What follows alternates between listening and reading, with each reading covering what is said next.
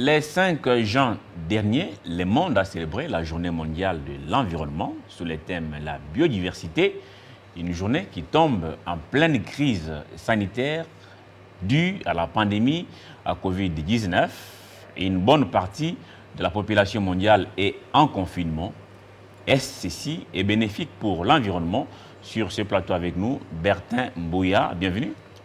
Bonjour, merci. Vous êtes étudiant, analyste environnemental. Oui. Est-ce une bonne chose que le monde soit confiné en ce moment? Bon, dire que c'est une bonne chose, c'est très grossiste parce que cette pandémie a paralysé beaucoup de domaines de la vie, notamment les domaines économiques. Il y a des gens qui ne sortent pas, il y a des faits qui sont installés partout. Dire que c'est bien de ne pas sortir, d'être confiné, c'est un peu trop gros. Mais même pendant des moments difficiles, on peut apprendre quelque chose de bon. D'où nous nous sommes servis de cette pandémie à coronavirus pour apprendre certaines leçons en ce qui concerne surtout l'environnement. Je pense qu'en dehors de son caractère à être cruel, cette pandémie a tué beaucoup de gens, nous sommes endeuillés d'ailleurs, même ici au niveau national. Mais il y a certaines leçons que nous avons eu à retenir, qui nous ont aidés et qui peuvent aussi aider les autres en ce qui concerne l'environnement. Bon, commençons par ce qui est positif. Depuis les confinements, parce qu'il y en a qui ont commencé depuis fin mars, 3 mois après, est-ce qu'il y a eu des choses quand même positives, bénéfiques pour l'environnement? Oui, certainement, il y a eu beaucoup de choses positives sur l'environnement par rapport à cette pandémie. La première réalité est que nous étions en train de lutter contre la pollution de l'air, tous nous le savons. Surtout dans des pays de plus en plus industrialisés, il y avait ces fléaux-là. Mais alors que les gens ont été confinés, les transports ont été sensiblement réduits, la production industrielle quasi aussi stoppée, les trafics aériens de même, en dehors des avions qui transportaient les masques, etc. Nous avons constaté, et selon les experts, qu'il y avait certainement une diminution des gaz qui étaient en train de polluer l'atmosphère dorénavant. Cela a été démontré en Chine lors de la journée mondiale de la Terre, le 20 avril. On a vu des images qui ont été prises avant le confinement et pendant le confinement. Et avant le confinement, l'atmosphère était trouble, chargée de smog, de gaz toxiques, notamment les dioxydes de carbone ou encore les oxydes d'azote. Mais pendant le confinement, alors que les activités étaient restreintes, nous avons remarqué qu'il y avait un grand changement dans l'atmosphère chinoise, précisément à Wuhan, où la pandémie a commencé, mais aussi en France, à Paris. Quand on a pris des images avant le confinement et pendant le confinement, il y avait ces changements-là. Alors, est-ce que ces changements peuvent avoir une incidence sur cette problématique, hein? Depuis quelques années, on en parle toujours. On parle changement climatique. Oui. Est-ce qu'il y a eu une incidence par rapport à cette problématique? Bien sûr que oui. Bon, l'incidence de ces changements n'est pas du tout temporaire parce que je crois que cette pandémie va passer et que les activités reprendront normalement. Mais nous nous sommes servis de ces moments. Les hommes ont compris que certainement nous avions un impact. Nous étions en train de créer, sans preuve peut-être, on était en train de démontrer scientifiquement qu'il y avait vraiment des impacts, mais les hommes avaient la difficulté de comprendre. Mais tout le monde est arrivé à comprendre, les industriels, les multinationaux ont quand même compris que certainement il y avait de l'impact quand on a comparé des images bien avant et des statistiques par rapport aux pollutions de l'air. En dehors de cela, nous avons vu des animaux, des dauphins, des plantes pousser dans des endroits généralement inhabituels. C'est une affaire qui a prouvé vraiment que lorsque nous étions en train de travailler, nous étions en train de restreindre en fait le développement de ce qui est naturel, du milieu naturel. Alors que nous vivons en interaction avec la nature. Mais pendant ces temps de confinement, alors que les hommes ont été confinés chez eux, nous avons remarqué qu'il y a des arbres qui ont poussé, même ici à Kinshasa, à Zando, il y a des endroits où on ne savait pas qu'un arbre pouvait pousser, mais en ce moment, si vous partez, vous allez voir que ça fleurit. Et ça montrait certainement que nous avions un impact négatif sur le développement de l'environnement. Et c'était d'une part une mauvaise manière d'agir parce que notre équilibre dépend aussi de l'équilibre de la nature. Donc l'homme est un loup pour l'environnement? En quelque sorte, oui. Il y a deux catégories d'hommes.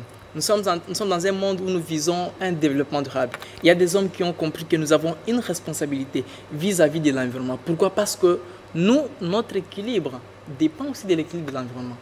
Nous vivons en perpétuelle interaction avec notre nature. Je donne un exemple. Nous sommes ici sur le plateau et nous respirons. C'est à cause de l'oxygène qui nous est envoyé par les arbres, par la photosynthèse. Donc, si nous coupons ces arbres, croyez-moi que nous serons en train de respirer un air pollué, un air qui ne sera pas purifié. Et cela, ce n'est pas la nature qui va d'abord en souffrir, c'est nous qui en souffrirons. Donc, mais il y a aussi d'autres hommes qui pensent qu'on peut polluer la nature au nom de l'économie, on peut polluer les hommes au nom de l'économie. Mais si je reviens encore par rapport à cette pandémie, nous avons compris, au moins les gens ont compris qu'il n'y a pas d'économie sans hommes.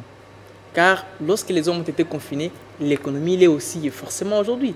Nous avons la France qui a connu la réduction de son PIB. La France est une des grandes puissances économiques à travers le monde. Mais pendant ces moments de la pandémie, alors que les hommes ont été confinés, la France a connu la réduction de son PIB. La même chose chez nous ici en République démocratique du Congo. Il y a des problèmes économiques certainement qui sont tombés. Le fait qu'il n'y a pas assez de production. C'est pour dire qu'avec les temps, ça peut changer notre manière de faire les choses. De dire que nous ne pouvons plus livrer les hommes à des pollutions ou la nature à des pollutions parce que s'il n'y a pas d'hommes qui travaillent pour booster l'économie, il n'y a pas non plus d'économie. On a toujours décrié ça, notamment dans toutes ces réunions sur internationales. Oui. Alors, pourquoi on ne propose pas des pistes de solutions? Qu'est-ce que l'homme doit faire? Qu'est-ce qu'il ne doit pas faire pour frustrer, s'il faut utiliser le terme, moi je n'aime pas faire l'environnement, pour ne pas frustrer l'environnement, pour ne pas faire du mal aux autres espèces. Ce qu'on appelle la biodiversité, oui. Parce qu'il faut que cela soit fait dans les normes. C'est ça aussi le thème de cette année de la Journée mondiale. Oui. En fait, il y a des textes légaux portant protection de l'environnement à l'échelle internationale, mais aussi du point de vue national. Mais les problèmes résident sur l'application de ces textes. Mais je pense que nous avons encore beaucoup plus de chances parce que nous continuons à sensibiliser. Quand une personne a la conscience, il peut la transmettre à une autre personne et c'est comme ça qu'il y aura une perpétuation. C'est pour cette raison, pour le moment, alors que les solutions sont déjà proposées, par exemple pour les ressources naturelles renouvelables, exemple la forêt, les animaux, les poissons, il y a des principes d'exploitation pour le développement durable. Parce que, pourquoi nous sensibilisons? Il faudrait que les hommes comprennent que l'environnement d'aujourd'hui n'est pas seulement pour nous. Donc nous ne pouvons pas nous permettre de couper les arbres, de polluer l'atmosphère comme si nous n'étions là que pour nous. Mais ce crispin, après nous allons mourir, nous allons passer. Nous aurons des enfants qui vont venir vivre dans le même pays et dans le même monde, d'où nous devons promouvoir, alléguer à nos enfants un environnement propice. Et cela comment? En ayant attention par nos modèles d'exploitation de ressources. Et pour les ressources renouvelables, par exemple la forêt que je viens de dire, on a mis un principe. Il faudrait que les rythmes d'exploitation soient inférieurs au rythme de régénération de la ressource. Donc, quand vous coupez les arbres, il faut déjà penser que c'est pendant combien de temps que cet arbre peut encore revenir à son état normal. Donc, quand vous coupez, il faut laisser le temps à l'arbre de se régénérer. Ou carrément, il faut reboiser d'autres arbres. C'était juste un exemple. Alors, vous avez parlé des choses positives. Hein? Ah oui. Par rapport à ces confinements liés à la pandémie, à Covid-19, est-ce qu'il y a des choses négatives? Oui, bon, il y a des choses négatives. Hein. Certainement, c'est une belle question parce que... Par rapport à l'environnement. À l'environnement. Ne parlons pas économie, ça va tout le monde le sait. Non, c'est par rapport à l'environnement. Par rapport à l'environnement. Ah, oui. Les médias internationaux, il y a beaucoup d'experts qui ont donné des points de vue. Juste, ils ont dit non, il faudrait que la pandémie soit là. Mais il y a beaucoup de points négatifs de cette pandémie vis-à-vis de l'environnement. La première des choses, même si les émissions sont réduites, même si les polluants atmosphériques sont de moins en moins réduits, ce n'est pas par la volonté des industriels. C'est une circonstance qui est arrivée, une circonstance sanitaire qui a imposé à ce que les gens ne produisent pas. Nous, cette expression-là que les polluants sont diminués, ça peut nous distraire pour ne pas aboutir à notre objectif. Alors que ce n'est pas de la volonté des multinationaux ni des industriels de stopper les pollutions, c'est déjà un. Il faut tirer attention. Et cet arrêt des émissions, il est temporaire. Parce que la pandémie, c'est une maladie. Certainement, elle va passer ou nous serons obligés de vivre avec elle. Mais la production doit continuer. Deux, ce qui peut être comme un désavantage de cette pandémie vis-à-vis de l'environnement est le fait qu'elle a conduit à mort plusieurs individus de l'espèce humaine. Vous voyez? Nous parlons de l'environnement. Pourquoi? Parce que l'homme ne protège pas l'environnement pour l'environnement. En réalité, l'homme protège l'environnement pour son bien-être. Parce que l'homme a compris que mon bien-être dépend de l'équilibre de l'environnement, que lorsque je biaise l'équilibre, moi aussi je suis biaisé en quelque sorte. D'où il faut que je protège l'environnement pour que moi je sois en bonne santé. En réalité, les sciences environnementales, écologiques, se basent sur l'intérêt humain. Donc s'il y a une activité qui semble protéger l'environnement, mais qui tue l'homme, cette activité n'est pas la bienvenue. Notamment la pandémie à coronavirus, elle a conduit à mort plusieurs individus de l'espèce humaine. Alors, pour dire que c'est la bienvenue pour l'environnement, c'est un peu... ces individus font partie de l'environnement. De l'environnement, en fait. Tout à fait. Alors, parce que vous parlez, on parle de biodiversité, on parle de protection de l'environnement, de la nature aussi. On a toujours dit, hein, chaque année d'ailleurs, que la RDC, notre pays, et les grands poumons avec... deuxième poumon du monde après deuxième poumon du monde, tout à fait, merci pour la précision, avec cette forêt immense. Mais elle ne gagne pas en termes de gains par rapport aux pays pollueurs. Parce qu'on dit c'est lui qui pollue, celui qui doit payer, c'est qui récompense. Alors pourquoi cet oubli, pourquoi ça ne marche pas? Et avant de commencer d'ailleurs, dites-nous, qu'est-ce que nous représentons par rapport à notre biodiversité? La première des choses, vous venez de le dire, la représentation de notre biodiversité, c'est un intérêt mondial. C'est un patrimoine mondial. La RDC joue un grand rôle pour la survie de l'humanité. Pourquoi? Parce que nous avons une des forêts, comme on les parle, ce n'est pas des histoires, c'est la réalité.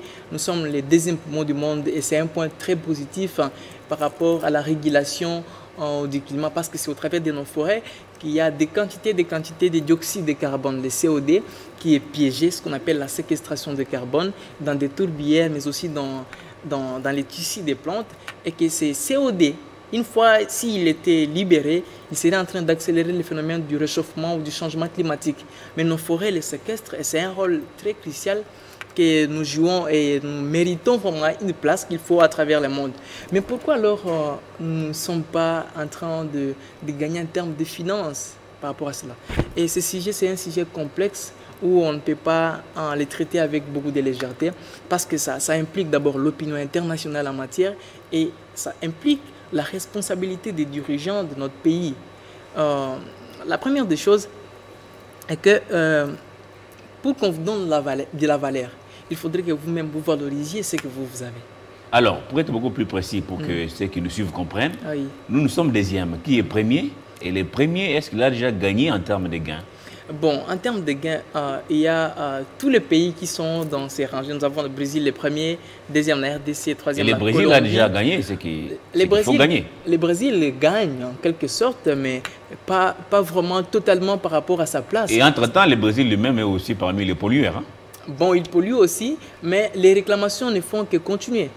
Parce que au Brésil d'ailleurs, à la différence de notre pays, le Brésil par rapport à sa forêt, il a 7% de déforestation par an, alors que nous, c'est seulement 1%, parce que nous n'avons pas industrialisé certains domaines, notamment domaine de la production lignaise, donc la production du bois, ou l'agriculture. Chez nous, c'est faible. Un Congolais actif ne peut couper que 2 hectares par an. Avec sa machette, il n'a rien à faire avec la forêt équatoriale. Donc nous avons le Brésil aussi s'est plaint par rapport à cela, s'est plaint parce que en soi, il faut créer un équilibre économique à travers les nations. Il n'y a pas une nation qui est là pour commencer à polluer et se développer et qui soit là pour protéger la nature et s'appauvrir davantage. Quand l'État congolais dit aux pays pollueurs, récompensez-moi, c'est pour faire quoi avec cet argent? Expliquez à ceux qui nous suivent. Oui, bon, cet argent, c'est pour s'occuper des domaines de l'environnement ou carrément pour arranger les sociales de la population. Vous savez, la forêt que nous protégeons, c'est une ressource naturelle. Et une ressource naturelle, par rapport à sa définition, ce sont des richesses potentielles contenues dans les écosystèmes susceptibles d'être transformées en biens et en services. Donc, on peut exploiter la forêt pour que le peuple congolais s'améliore du point de vue social.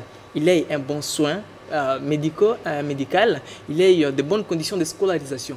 Mais si nous protégeons notre forêt pour le bien du climat mondial, il faudrait que le monde, alors qu'il est en train de polluer, reconnaisse ces droits-là, qui nous paye ce que nous devrions avoir au nom de l'exploitation du bois, afin que le peuple congolais ait un social en fait apaisé. C'est ça l'échange qu'il faut. Et c'est pour cette raison que j'avais dit il faut créer, c'est pour créer un équilibre économique. Parce que nous ne pouvons pas protéger des forêts, la biodiversité des animaux, pour que les hommes en meurent de faim. Vous parlez que l'exploitation est à peu près à 1% chez nous par rapport au Brésil qui est à 7%. Et chaque année, nous fêtons aussi la journée mondiale de l'arbre. Oui. De l'arbre et on nous demande de planter les arbres. Est-ce qu'il est encore important pour un Congolais de continuer à planter les arbres alors que ce qu'on a, on n'en fait pratiquement rien?